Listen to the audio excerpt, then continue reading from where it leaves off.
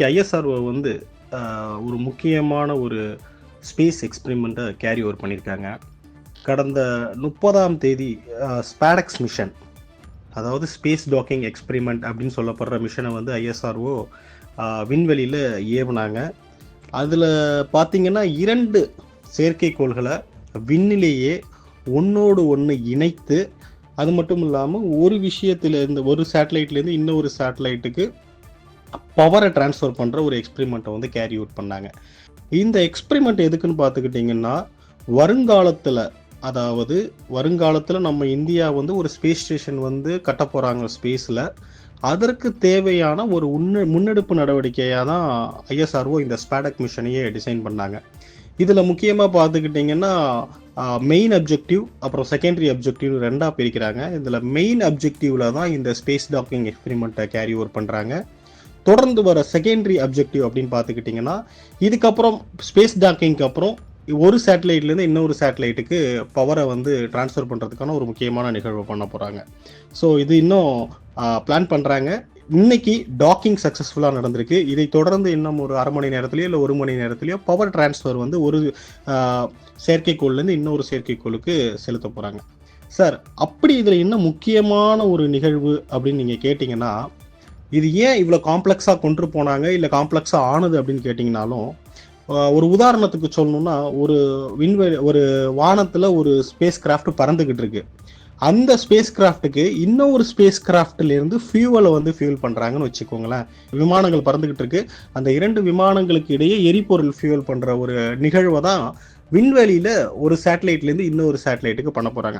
இதனால் வரக்கூடிய பெனிஃபிட்டுகள், அதாவது இதனால் என்னென்ன நலன்கள் நமக்கு கிடைக்கும் அப்படின்னு பார்த்தீங்கன்னா, உதாரணத்துக்கு முதலாவது சொல்லணும்னா, ஒரு செயற்கைக்கோள் வந்து அதோடைய வாழ்நாளை வந்து அதில் எவ்வளோ எரிபொருள் இருக்குது அப்படிங்கிறத வச்சு கால்குலேட் பண்ணுவாங்க. எரிபொருள்னா சேட்டலைட்டு செயல்படுறதுக்கான எரிபொருள் கிடையாது. அது எப்பப்பெல்லாம் தன்னுடைய சுற்றுவட்ட பாதையிலிருந்து விலகுதோ அப்பெல்லாம் சின்ன சின்ன அதிர்வுகளை ஏற்படுத்தி, அதாவது இம்பல்ஸ்ன்னு சொல்லுவாங்க, அதை ஏற்படுத்தி திருப்பி அதோட ஒழுங்கான நேர்கோட்டுக்கு கொண்டு வருவாங்க. அதை தான் எரிபொருள் அப்படின்னு இந்த இடத்துல சொல்கிறாங்க. அந்த எரிபொருளை எந்தெந்த எவ்வளோ இருக்கோ அதை வச்சு தான் சேட்டலைட்டோடைய வாழ்நாளை, செயற்கைக்கோளுடைய வாழ்நாளை சொல்லுவாங்க. அந்த வாழ்நாளை நீட்டிக்க முடியும். இப்போ உதாரணத்துக்கு ஒரு 10 ஆண்டுகளுக்கு முன்னாடி நம்ம அனுப்பின ஒரு செயற்கைக்கோள் விண்ணில் சுற்றுவட்ட பாதையில் சுற்றிக்கிட்டு இருக்குன்னா, அது வந்து எரிபொருள் இல்லாததுனால அது விண்வெளி குப்பைகளாக தான் போகும். ஸோ இந்த மாதிரி ஒரு டாக்கிங் எக்ஸ்பெரிமெண்ட் பண்ணுறது மூலமாக ஒரு செயற்கைக்கோள்லேருந்து இன்னொரு செயற்கைக்கோளுக்கு எரிபொருளை டிரான்ஸ்ஃபர் பண்ணி அதோடைய வாழ்நாளை நீட்டிக்க முடியும். இதன் மூலமாக விண்வெளியில் ஏற்படுற கழிவுகளையும் குப்பைகளையும் நம்மளால் கட்டுப்படுத்த முடியும். இதுதான் இந்த முக்கியமான எக்ஸ்பெரிமெண்ட், ஸ்பேடெக்ஸோடைய முக்கியமான எக்ஸ்பெரிமெண்ட். சரி, அடுத்த என்னென்ன எக்ஸ்பெரிமெண்ட் பண்ணுவாங்கன்னு கேட்டிங்கன்னா, அதில் பார்த்தீங்கன்னா அந்த நமக்கு ஆல்ரெடி தெரியும், ஐஎஸ்ஆர்ஓ வந்து போயம்னு ஒரு எக்ஸ்பெரிமெண்ட் பண்ணிட்டு இருக்காங்க. அதாவது பிஎஸ்எல்வி ஆர்பிட்டல் எக்ஸ்பெரிமெண்ட் அப்படின்னு ஒன்று பண்ணிக்கிட்டு இருக்காங்க.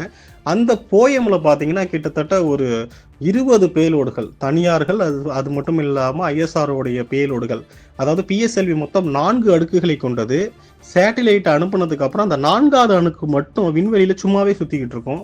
அந்த அடுக்கில் ஐஎஸ்ஆர்ஓ ஒரு முன்னெடுப்பு நடவடிக்கையாக சில ஸ்டார்ட் அப்ஸோடையது, சில காலேஜஸ்க்குடையது, சில ஐஎஸ்ஆர்ஓடைய அவங்களுடைய வெவ்வேறு நிலையங்களுடைய பேலோட அதில் வச்சு இது பண்ணாங்க. அதில் நமக்கு நல்லாவே தெரியும், அதில் கிராப்ஸ்னு ஒரு முக்கியமான ஒரு எக்ஸ்பெரிமெண்ட் இருந்தது. அதாவது விண்வெளியில் தட்டைப்பயிரை வந்து வளர வைக்கிறது.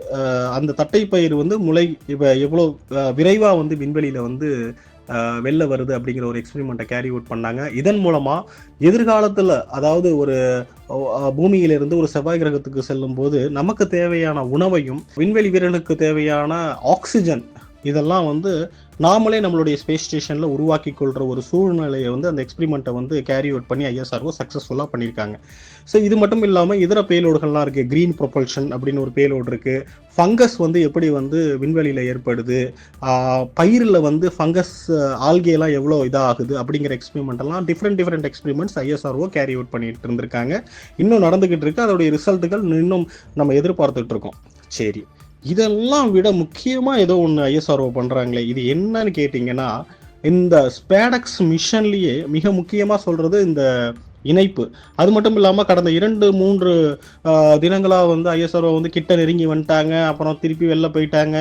அப்படின்னு ஒரு ஒரு ஒரு ஒரு எல்லாருமே ஒரு பதட்டமான ஒரு சூழ்நிலையை உருவாக்கிட்டு இருந்தாங்க. என்னதான் ஆகும்? இது சக்சஸ்ஃபுல்லா இணைஞ்சிருமா? இல்ல என்ன ஆகும்? இது ஒண்ணோட ஒண்ணு மோதிருமா? அப்படிங்கிறதெல்லாம் 2 வாரங்களாகவே ரொம்ப ஒரு டென்ஷனான ஒரு நிலை தான் ஏற்பட்டுட்டு இருந்தது. இது என்னன்னு பாத்தீங்கன்னா, இத பத்தி நான் விளக்கணும் அப்படின்னு பாத்தீங்கன்னா, இந்த ஐஎஸ்ஆர்ஓ 2 ஸ்பேஸ் கிராஃப்ட் வந்து விண்வெளியில வந்து ஒண்ணா இணைக்கிற நிகழ்வுங்கிறது ஒரு சாதாரணமான நிகழ்வு இல்ல. இப்ப பூமியிலேயே வந்து உங்க கண்களை 2யும் மூடிக்கிட்டு இந்த கையில ஒரு பொருளையும் அந்த கையில ஒரு பொருளையும் நீங்க அசெம்பிள் பண்ணுங்க அப்படின்னா உங்களால முடியாது இல்லையா? அதே தான் விண்வெளியிலையும்.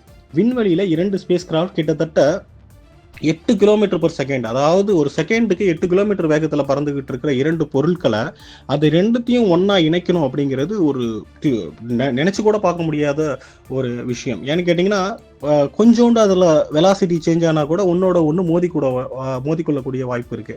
மோதனா மிக முக்கியமான பிரச்சனை என்னன்னா, விண்வெளி குப்பைகள் நிறைய ஆயிடும். இது எதிர்காலத்துல அனுப்பப்படுற சேட்டலைட் மற்ற சேட்டலைட்டுக்கு இடைஞ்சூறா இருக்கும். ஸோ அதனாலதான் ஐஎஸ்ஆர்ஓ என்ன பண்ணாங்கன்னா, இதை வந்து ரொம்ப கேர்ஃபுல்லா இன்ச் பை இன்ச்சா, அதாவது 10 மில்லிமீட்டர் பெர் செகண்ட் அந்த ஸ்பீட்ல தான் இது ட்ரை பண்ணியிருக்காங்க. அதுல பாத்தீங்கன்னா இதுல எல்லாமே விஷன் பேஸ்டு சென்சார்ல தான் ஒர்க் பண்ணியிருக்காங்க. இந்த விஷன் பேஸ்டு சென்சார் என்ன பண்ணோம்னா, ஒரு சேட்டலைட்ல இருக்கிற கேமரா இன்னொரு சேட்டலைட்ல அதை பார்த்து அதோடைய நிலைகள், அதாவது ஓரியன்டேஷன் சொல்லுவாங்க, பிச் ஆங்கிள், ரோல் ஆங்கிள், யா ஆங்கிள், இப்படின்னு அதோடைய ஆங்கிளை கால்குலேட் பண்ணுவாங்க. என்ன வெலாசிட்டியில வருதுங்கிறத கால்குலேட் பண்ணுவாங்க. ஒன்னோட ஒன்று அதோடைய மைய பகுதியை நோக்கி கரெக்டாக வந்துகிட்டு இருக்கான்னு பார்ப்பாங்க. இது எல்லாத்தையும் விட சரியான வேகத்தில் தான் வந்துகிட்டு இருக்கா அப்படின்னு பார்ப்பாங்க. ஸோ இந்த 2 வேகங்களும் ஒரு சரியான வேகத்தில் இருக்கும்போது தான் ஒன்றுத்தோடைய வேகத்தை கொஞ்சம் கொஞ்சமாக இன்க்ரீஸ் பண்ணி அதோட டாக்கிங்கை ஏற்படுத்துவாங்க. இந்த எக்ஸ்பெரிமெண்ட் இன்னைக்கு நம்ம பேசிக்கிட்டு இருக்கிற இந்த டாக்கிங் எக்ஸ்பெரிமெண்ட் இதுக்கு முன்னாடி ஐஎஸ்ஆர்ஓ ட்ரை பண்ணது கிடையாது. ஸோ அதனால இதுல வந்து நிறைய சவால்கள் ஐஎஸ்ஆர்ஓவுக்கே ஒரு முக்கியமான ஒரு நிகழ்வா இருந்தது. அதை அவங்க எடுத்துக்கிட்டு அதை மறுபடியும் ப்ராக்டிஸ் பண்ணி தான் இவ்வளோ டென்ஷன் கிரியேட் ஆகி அதுக்கப்புறம் இன்னைக்கு சக்சஸ்ஃபுல்லா ஒரு டாக்கிங் எக்ஸ்பெரிமெண்ட்டை கேரி அவுட் பண்ணியிருக்காங்க. இது வந்து விண்வெளி சரித்திரத்திலே ஒரு முக்கியமான நிகழ்வு இன்னைக்கு ஐஎஸ்ஆர்ஓ மேற்கொண்டது. ஏன்னா உலக நாடுகள்லேயே பார்த்தீங்கன்னா மொத்தம் 3 நாடுகள், சைனா, யூஎஸ்ஏ, ரஷ்யா மட்டும்தான் இந்த டெக்னாலஜி வச்சிருக்காங்க. எகைன் இன்னைக்கு நம்ம ப்ரூவ் பண்ணது மூலமா ஐஎஸ்ஆர்ஓ கிட்டையும் நம்ம இந்தியா கிட்டையும் இந்த டெக்னாலஜி இருக்குன்னு நம்ம எல்லாரும் சந்தோஷமா தலை நிமிர்ந்து சொல்ற மாதிரி ஒரு விஷயத்தை கேரி அவுட் பண்ணியிருக்காங்க. ஐஎஸ்ஆர்ஓவுக்கு மனமார்ந்த வாழ்த்துக்கள்.